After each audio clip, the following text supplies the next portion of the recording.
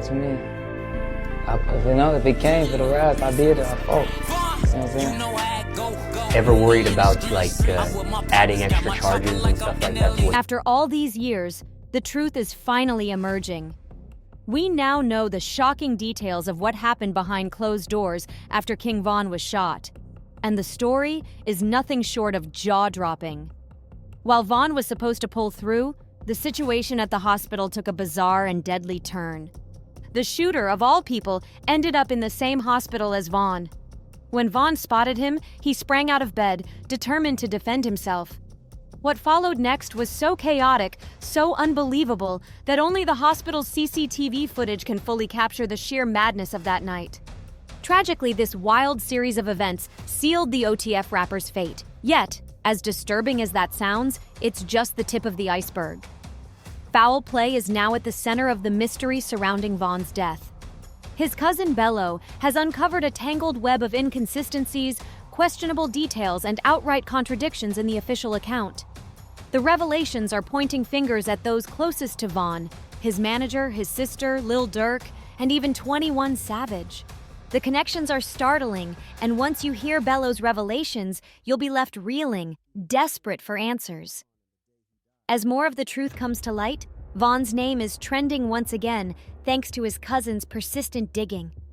Despite the years that have passed since Von's untimely death, the stories surrounding him continue to surface, and each new account seems more unbelievable than the last. In this latest wave of revelations, Bello has brought to light shocking new details about Von's final moments. Known for hopping from podcast to podcast, he has often been accused of exploiting his cousin's legacy.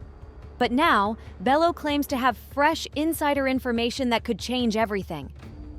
According to his latest interview, the events that unfolded at the hospital that night revealed just how extraordinary and unyielding Von truly was. Far from your average rapper, King Von's actions and his untimely end are now seen in an entirely new light. And the wildest part?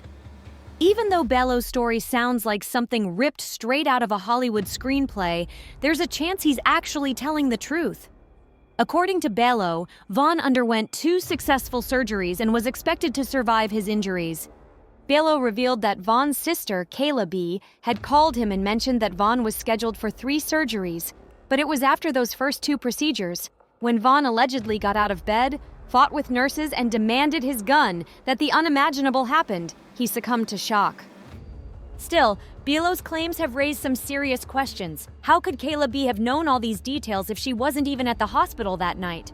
One fan pointed out the inconsistency. How'd she know he had 3 surgeries and woke up in bed if she wasn't even there? Another fan added, Kayla did lie about being there. At first, she said she wasn't. Then in her first interview, she claimed she was and then left. That's when people started looking at her sideways. And it's not just the fans who find it suspicious. Remember, Von was in Atlanta for his album release party. Only his entourage was with him that night.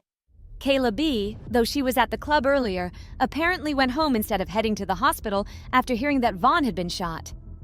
These discrepancies about who was there, who wasn't, and who knew what have people seriously questioning the real story behind King Von's final moments. There's been no shortage of conspiracy theories surrounding Von's death, and some fans are convinced it was a setup. Bello's comments seem to hint that he knows more than he can say, leaving the door open for speculation. It definitely was a setup, one fan insisted. Another pointed fingers directly at Kayla B., claiming she received a Range Rover as a reward for her supposed involvement in Von's killing. What really raised eyebrows was the timing. Not long after Von passed, 21 Savage gifted Kayla B. a Range Rover. She described it as an unexpected gift, but fans were quick to connect the dots. After all, Kayla was already close to 21 Savage. She had been dating his younger brother. The whole situation just seemed too coincidental for some to ignore. Then the story takes another twist. 21 Savage admitted that he was hanging out with Lil Durk in Houston when Von was killed. Allegedly, he got a call about Von just 2 minutes after the shooting. But fans were quick to catch inconsistencies in his claim. They noted that Durk was live on Instagram, vibing to music when the news broke. If Durk was live streaming, how could he have been chilling in Houston with 21 Savage at the same time? This discrepancy sparked even more suspicion. One fan sarcastically asked, "So you're telling me he ran out of the bowling alley, turned up in the car, then found out Vaughn was shot and ended the live?" Another pointed out, "Not true. Dirk wasn't in a bowling alley. He was in a car on live, and he heard about Vaughn getting shot while on live." The conclusion among many was that 21 Savage was lying. "21 Savage, you need to stop lying," said one fan. Another chimed in, "Smells like BS to me. Everyone saw Dirk on live when he got the news." And then there's the persistent theory that 21 Savage may have unwittingly stirred the pot with his statements. Because in the eyes of some, one of the figures who keeps getting dragged into these conspiracies is Lil Durk. The idea might sound wild, but the connections between Dirk and Vaughn's death have kept fans skeptical. Consider this. At the time of Vaughn's death, both he and Dirk were tangled up in legal troubles, facing an attempted murder charge after a shooting in Atlanta that left one man injured. For conspiracy theorists, it all starts to look like more than just a series of coincidences. The timing, the connections, and the contradictions have many questioning the official story, and whether Vaughn's death was as straightforward as it initially seemed. In late October 2022, all charges against Lil Durk were officially dropped, with the prosecution stating they didn't have enough evidence to proceed. According to Dirk's legal team, while he was present at the scene of the crime, he was not involved in the shooting. With Vaughn no longer alive to provide his side of the story, some believe Dirk might have used this situation to his advantage. Rumors began circulating that Dirk had pinned the blame on Vaughn to clear his own name.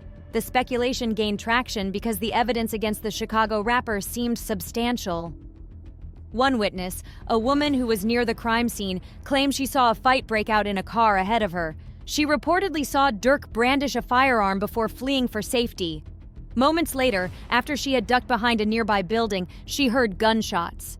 When she returned, she saw a man lying in a pool of blood. Detectives further complicated the situation by obtaining surveillance footage that reportedly showed Dirk's arm extending out of an SUV window, firing shots at the victim. Despite this evidence, the Georgia District Attorney, Fani Willis, made a statement that added even more fuel to the rumors. She revealed that if Vaughn, real name Davin Bennett, had not died in 2020, he would have been indicted for the crime. This bombshell sent shockwaves through the industry. Fans and observers began to connect the dots. If Vaughn were still alive, he would have faced charges, and Dirk might have gone free. The theory emerged that Dirk had shifted all the blame onto Vaughn, knowing Vaughn couldn't defend himself, effectively allowing Dirk to walk away unscathed. According to some former members of Vaughn's O-Block gang, the situation just didn't sit right. They reasoned that if Dirk was present at the time of the crime, he would have faced consequences unless he had provided authorities with crucial information. This idea that Dirk gave up details implicating Vaughn in order to have his own charges dropped continues to be a hot topic of debate. Even with the charges dismissed, the cloud of suspicion surrounding Lil Durk's involvement has yet to lift. There's been a lingering sentiment that King Von's fate was sealed long before that tragic night. Some fans believe the stage was set to cast Vaughn as the villain, paving the way for Lil Durk to emerge unscathed. A particularly eyebrow-raising moment involved one of Lil Durk's lawyers, Nicole Mormon. According to rumors, she once disguised herself as airport security and searched Vaughn at an airport, a moment Vaughn reportedly caught on camera. While the exact circumstances remain murky, Nicole's background adds a layer of intrigue. Before representing Dirk, she worked for nearly 5 years as a felony probation officer and specialized task force agent, roles that required undercover operations. If these allegations hold any truth, it paints a damning picture, a calculated effort to frame Vaughn as the dangerous party, thereby ensuring Dirk's freedom. Even Charleston White, known for his criticism of Dirk, suggested that Dirk might have turned on Vaughn to secure his own escape from a murder charge. For many, this theory doesn't seem far-fetched, especially when considering the timing of certain events. Take, for example, the day Back in Blood dropped, the very day Vaughn was killed. Fans have pointed out that Dirk was live on Instagram that night, vibing to music, which some viewed as a suspiciously convenient alibi. Comments online have hinted at a deeper strategy. "This looks like more of setting up his alibi," one user claimed. Another speculated, "He probably was relieved because Vaughn was about to take it all down with that wild stuff." Adding fuel to the fire is the role of Vaughn's sister, Kayla B. Some fans have struggled to explain how she received a brand new Range Rover from 21 Savage shortly after Vaughn's death. The gift, combined with rumors of her dating 21's brother, struck many as more than just coincidence. If you believe the theory, it all ties back to a concerted effort to shift blame onto Vaughn. It's a narrative that raises more questions than it answers, questions that have kept fans speculating about what really happened in the lead-up to King Von's untimely demise. The burning question on everyone's mind is, was King Von set up that fateful night? Did his sister Kayla B lie about being at the hospital? Could it all be an elaborate coincidence? Or are fans and onlookers digging too deep into something that's not there? When Bello was asked whether he thought Vaughn's death was orchestrated, his response only added fuel to the fire. Instead of putting the speculation to rest, Bello's words left fans with even more questions. The reasons Bello offered for believing Vaughn's death was a setup are startling. Consider the circumstances. Vaughn wasn't in his bulletproof truck that night. He was alone, with no security around, standing vulnerable in a parking lot. These details alone are enough to make anyone wonder if there was more at play. To unravel the mystery, it's worth looking back at how this tragic chain of events began. The infamous beef that started it all. The popular narrative is that the conflict that ultimately claimed Vaughn's life stemmed from issues involving women. But the real story is much more complex. It all started when Vaughn took to Instagram Live to publicly call out NBA YoungBoy, claiming that YoungBoy was lying in his lyrics. At the time, YoungBoy was far more established in the industry. Rather than taking the bait, YoungBoy initially ignored Vaughn's remarks. But there was something strange about Vaughn's approach. It didn't just seem like casual trash talk, it felt calculated. It looked as if Vaughn was deliberately trying to spark a high-profile rap beef. Vaughn didn't stop there. He kept raising the stakes, throwing more fuel on the fire and even pulling YoungBoy's personal life into the fray. Rumors soon surfaced that Vaughn had a fling with YoungBoy's baby mama, Jania Michelle. Vaughn played into these rumors, adding more drama to the situation. He went on social media to stir the pot, tweeting cryptically, "Wouldn't believe the female I just made a hit with." Not long after, photos of Vaughn and Jania together began circulating online, leaving fans buzzing with speculation that the two were romantically involved. For her part, Jania denied the allegations. She took to social media to clarify that there was no romantic connection. She and Vaughn had only collaborated on music. According to her, the only reason they worked together was to make money so she could provide for her son. Yet despite her denial, the rumors continued to swirl, fueling the already tense situation. It was this growing animosity, combined with personal grudges and public provocations, that escalated a relatively small conflict into the deadly confrontation that ended King Von's life.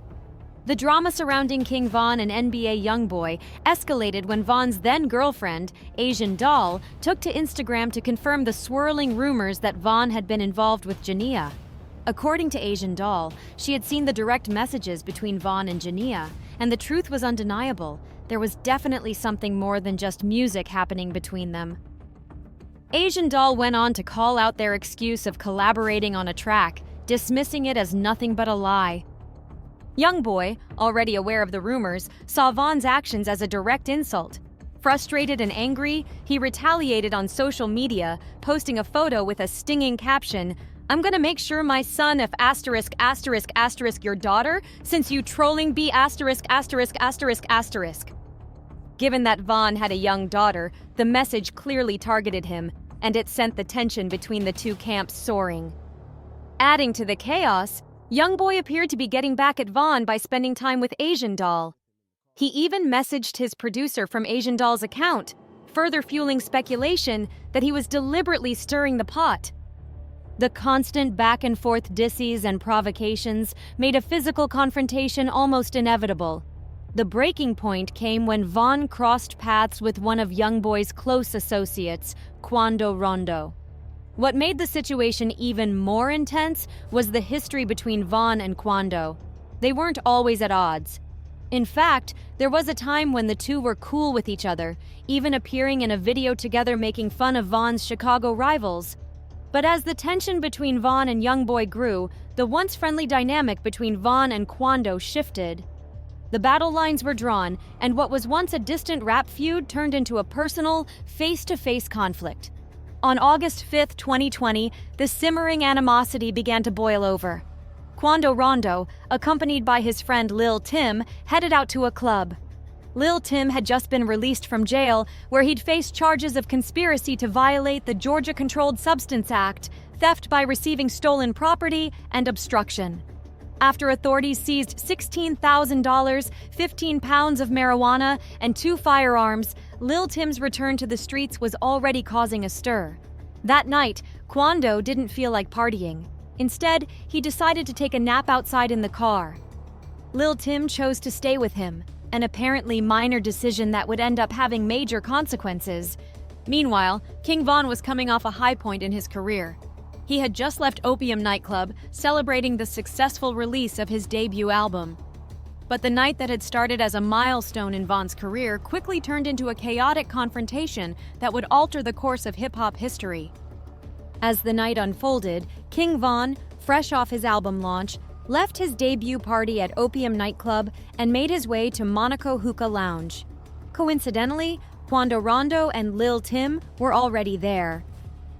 Moments before Von stepped out of his car, one of his crew members spotted Quando in the parking lot and let Von know. Without hesitation, Von jumped out of the vehicle and approached Quando. As Quando made his way to the club entrance, Von closed in and struck him, catching him off guard and knocking him to the ground. Several of Von's crew members quickly joined in, raining punches and kicks on Quando as he struggled to fend them off. Chaos erupted in seconds. Then from behind a nearby vehicle, Lil Tim appeared with a firearm, turning a fistfight into a deadly confrontation. Shots rang out, sending everyone scattering in different directions. In the chaos, Von was hit in the torso. Adding to the confusion, 2 off-duty police officers nearby opened fire, striking Lil Tim. As the dust settled, Von's crew scrambled to get him help. They pulled up next to him, loaded him into their vehicle, and sped to the nearest hospital. Meanwhile, a wounded Lil Tim and Quando Rondo also headed to the hospital, both groups now converging in the same place. Thankfully, no more violence broke out at the hospital. Tragically, however, Von succumbed to his injuries during surgery. Yet, this wasn't the end of the story. It was just the beginning of a series of questions and theories about what really happened that night. According to Von's cousin Bello, the official narrative had more holes than it seemed at first glance. One key detail was that Quando Rondo and Lil Tim were reportedly seen at Opium nightclub earlier that evening, before Von ever left. Von's DJ, who was scanning the crowd while performing, noticed their presence, raising suspicions about why they were there in the first place. But even more puzzling was Von's choice of vehicle that night. Typically, Von rode in a bulletproof truck. For some reason, that night, he was in a regular car. Bello claims this was no coincidence. He believes that whoever wanted Von dead had a plan in place. Even if Von hadn't stepped out of his car to confront Quando, the vehicle he was riding in would have been the target. This strange chain of events, spotted rivals, a switched-out vehicle, and a deadly altercation, suggests there's more to the story than the official reports let on. 4 years ago, when King Von was killed, his manager Track 100 claimed that Von had been riding in a bulletproof truck that night. Yet questions linger. Was he really in a bulletproof vehicle, or had it been swapped out? The truth remains uncertain. Even Track himself admitted that something about that night felt off, something strange and hard to explain. What's rarely mentioned is the odd sequence of events leading up to the confrontation. Why would Von choose that club and stay parked outside unless he already knew Quando Rondo would be there? And crucially, someone told him. While Von was still sitting in his car, one of his crew members came up and informed him that Quando was nearby. That's when Von made the fateful decision to step out. One fan laid it out plainly. Von knew Quando would be there. He was told he'd be there, and somebody set it up for him to be there. That's why his guy told him after checking the scene. But who exactly tipped Von off? Track has never revealed who told Von that Quando was waiting. Even Von's cousin, when pressed about who this mysterious individual might be, hesitated. After all this time, the identity of the informant is still a mystery. It's a question that haunts the timeline of that night. Did Vaughn send someone ahead to confirm Kwando's location? And why did everyone with Vaughn seem so certain he'd make it through alive? Despite the tension, Vaughn reportedly stayed calm. As his companions panicked, he reassured them, saying he would be okay. Tragically, those reassurances were false. Vaughn's injuries proved fatal, and the aftermath was explosive.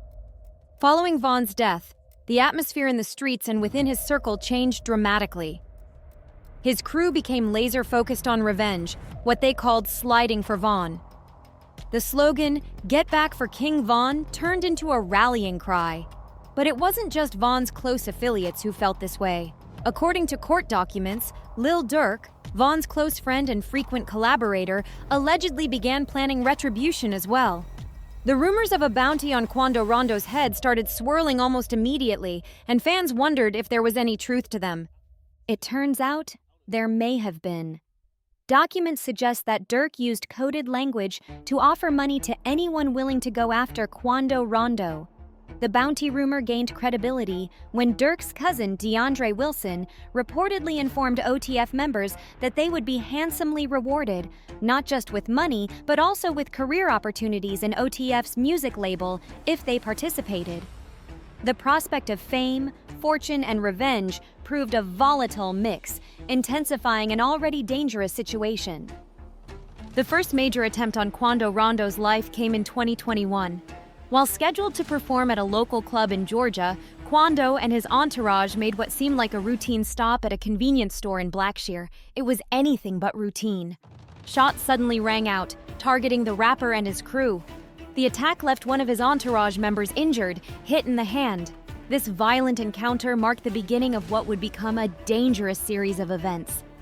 Fast forward to 2022, and the tensions had escalated to an all-time high.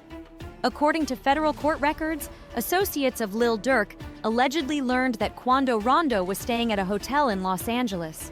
The situation took a darker turn when, on August 18th, Durk's associates DeAndre Wilson, Keith Jones, David Lindsay, and Asa Houston traveled from Chicago to Los Angeles via San Diego. They weren't acting alone. Kyan Grant, a top associate, flew into Los Angeles on a private jet to oversee the operation. Once there, the group received logistical support from Grant, who secured hotel rooms, purchased ski masks, and arranged for 2 luxury sedans that would be used in the attack. The operation was carefully planned, and Grant even armed Jones and Lindsay with firearms, including a machine gun conversion, which indicated their deadly intent. Court records suggest that the group tracked Quando Rondo's movements around Los Angeles, following him in a Cadillac Escalade. They reportedly shadowed him as he stopped at a weed dispensary and a clothing store in West Hollywood, waiting for the perfect opportunity to strike. Their moment arrived when Quando made a stop at the Beverly Center. It was there that Asa Houston allegedly positioned his car, setting the stage for the ambush. As Quando Rondo and his associate Louis Poe parked at a nearby gas station, Jones and Lindsay approached, armed and ready. Gunfire erupted, a hail of bullets aimed directly at Quando. Tragically, Louis Poe, who was standing outside the Escalade, was fatally struck in the chaos. Miraculously, Quando himself emerged from the attack unharmed. After the botched hit, the group reportedly regrouped at an In-N-Out burger location. There, they allegedly met with Grant to discuss payment for their attempted assassination. Once arrangements were made, the group left Los Angeles and returned to Chicago, flying out of San Diego. The incident underscored the escalating feud between the two camps and demonstrated just how far some were willing to go in pursuit of revenge. It took years for law enforcement to piece the puzzle together, but on October 24th, federal agents made their move. That evening, around 8 p.m., FBI agents arrested Lil Durk at the Miami area airport, just an hour before he was supposed to leave for Italy. By then, it appeared the rapper knew the authorities were closing in and was attempting a last-minute escape. According to a report, several federal agencies had been keeping tabs on Durk. U.S. Customs and Border Protection alerted the FBI when Durk booked 2 one-way international flights on October 24th, one to Dubai and another to Switzerland. These bookings immediately caught the attention of investigators, signaling that Dirk might be trying to flee the country to avoid prosecution. Although Dirk never boarded either of those flights, the situation became even more suspicious when the FBI learned he had also arranged for a private jet to fly from Miami to Italy. The combination of these travel plans, along with the weight of charges against his associates, painted a picture of a man desperate to escape the legal consequences he was facing. As Dirk now sits in jail, more evidence tied to the case continues to emerge. Some of the most incriminating material has surfaced online and in the official indictment. This includes surveillance footage showing individuals from Dirk's crew trailing Quando Rondo through Los Angeles.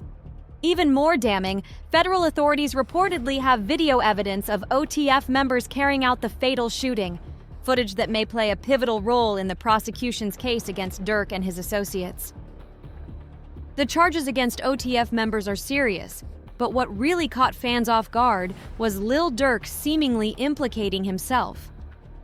Back in 2023, Dirk sat down for a candid interview with DJ Academics, and during the conversation, he dropped a bombshell that many are still talking about.